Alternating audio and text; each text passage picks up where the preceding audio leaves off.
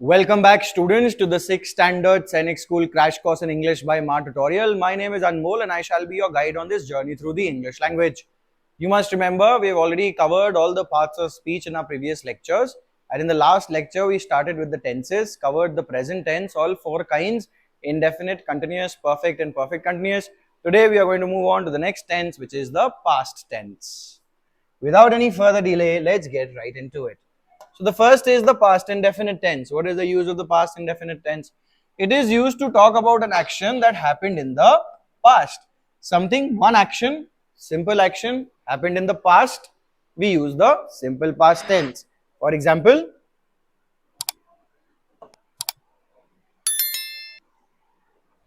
let's look at the affirmative structure. Subject plus second form of the verb plus object.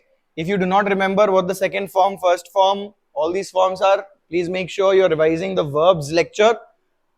The main verbs have 5 forms: the primary form, second form, third form, ing form, and the SES form.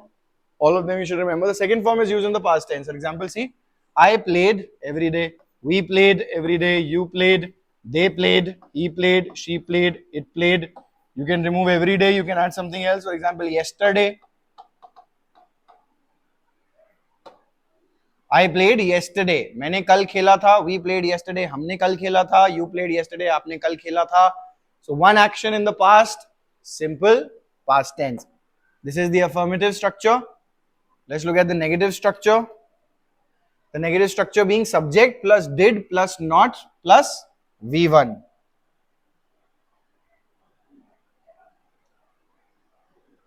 Subject plus did plus not plus first form of the verb plus object. I did not play. Now this played. For example, if I said I played cricket,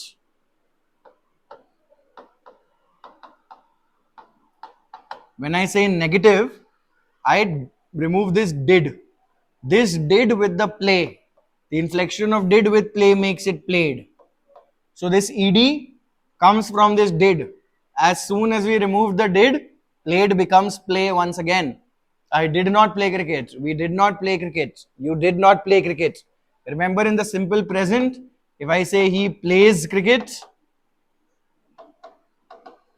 this becomes he does not play.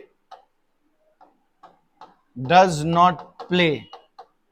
So this does with the play makes this S inflection. In the past, did is what comes out as the auxiliary verb. I did not play cricket, we did not play cricket, you did not play cricket, they did not play cricket, she did not play cricket, he did not play cricket, it did not play cricket. Nahi khela tha. That is what they are trying to say. Let's move on to the next one. We've got the past indefinite interrogative structure. Now, what is the interrogative structure for this? We will start with did. Did plus subject plus first form of the verb plus object question mark. Or we can start with the WH word, as we have been seeing till now with all the other tenses as well. WH word plus did plus subject plus first form of the verb plus object. Again, first form of the verb, because this did with the first form makes the second form. And once we remove the did, the second form again becomes the first form. So we will use the first form in the negative and the interrogative, remember that. So did, along with all these pronouns, whether it be first person singular plural, second person singular plural, or third person singular plural, we will use did. Did I play cricket? Did we play cricket? Did you play cricket? Did they play cricket? Did she play cricket? Did he play cricket? Did it play cricket? Did they play cricket? Now add WH words to form different kinds of interrogative sentences. You can add WH words to form different kinds of sentences. Why did you play cricket? Why did I play cricket? Where did I play cricket? When did I play cricket? Etc. etc. And interrogative negative, you cannot not between the subject and the verb. Did you not play cricket? Why did you not play cricket? क्या आपने नहीं खेला? आपने क्यों नहीं खेला? Now we have the next kind of a past tense, which is the past continuous tense. You must remember, continuous tense, what does it do? It talks about things that were happening in continuation, that were happening at that time. Now, whichever thing was happening in the past at some point of time, whichever time we are talking about, if something was happening at that time, we use the past continuous tense for it. See, used to talk about actions that were in progress at some time in the past. That the actions that were continuing or going on or were in progress sometimes in the past. Not now, in the present it was continuous present tense. In the future it will be future continuous tense. Today it's past continuous tense because these continuous tense used in the past.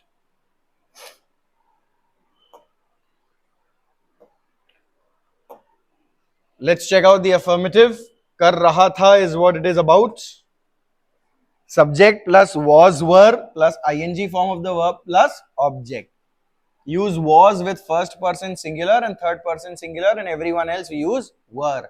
So for first person singular, I, and for third person singular, he, she, it, we use was. I was playing cricket, he was playing cricket, she was playing cricket, it was playing cricket. For all of the others, we use were. Like first person plural, we were playing cricket. Second person singular and plural, you were playing cricket, and third person plural, they were playing cricket. खेल रहे थे. So I, she, he, it was playing cricket. We, you, they were playing cricket. Now if you want to add the negative of this, you will add not after was, were. All you have to do is add a not here. I was not playing cricket. We were not playing cricket, etc., etc. We will see that in a second. See the past continuous tense, negative structure. See the negative structure? Subject plus was, were plus not plus ing form of the verb plus object.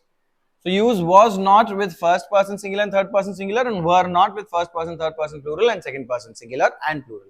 Same, was is used with first person singular and third person singular. With all the others we use were.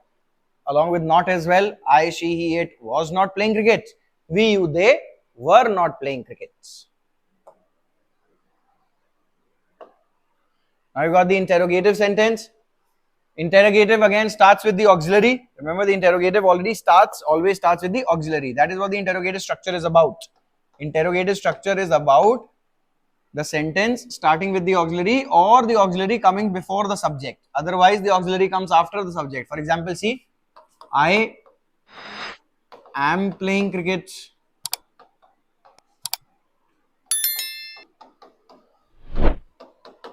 Now, if I want to make this into a question, I will say, am I playing cricket? And a question mark. So you see, this is the subject. This entire thing is the verb, where this is the main verb and this is the auxiliary verb. Now if you see, the auxiliary verb has come first and the subject has come second. So the auxiliary verb has come before the subject, and that is what is the interrogative structure. Interrogative structure as in structure of the questions. Interrogative structure means auxiliary before the subject. Auxiliary before the subject. Sometimes it can always also be the main verb before the subject in more poetic language, in figures of speech, or when the main verb is something that can also be used as an auxiliary. For example, have you a pen? So do you have a pen or have you a pen mean the same thing, which means that they're asking if you are in possession of a pen, if you have a pen on your person. And if you have a pen on your person, then you can give it to someone else. If you give it to someone else, it will be helpful to them as well. So helping someone in that way is a good thing to do. So you see, and you can add WH words. You can add WH words before the was, were. You can add WH words to make a complex question. For example, instead of saying was I playing cricket, क्या मैं cricket खेल रहा था, हाँ या ना? When was I playing cricket? कब cricket खेल रहा था मैं? और why was I playing cricket? क्यों खेल रहा था? Where was I playing cricket? कहाँ खेल रहा था? How was I playing cricket? कैसे खेल रहा था, etc., etc. And the same was with first person singular and third person singular, and were with first person and third person plural, and second person singular and plural. Now interrogative negative के लिए you can add after the subject and between the main verb you can add not. So was I not playing cricket? When was I not playing cricket? Why was I not playing cricket? Etc., etc., etc. Okay. Now we'll move on to the next one, which is the past perfect tense. Moving on now to the past perfect tense. So you must remember, from the present perfect tense, it was used to talk about a completed action in the present.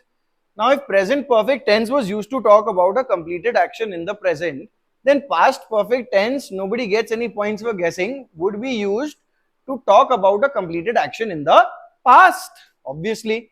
So used to talk about actions that had been completed some point in the past. Let's see what are the structures of these.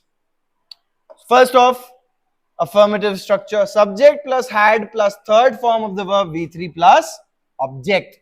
We will say subject plus had plus third form of the verb, which is V3 plus object. We'll see subject, I, we, you, they, she, he, it had played cricket. Any subject. It could be first person singular plural, third person singular plural, second person singular plural. All of them will take the auxiliary had and use the third form of the verb. Perfect tense always uses the third form of the verb, be it in present, past or future.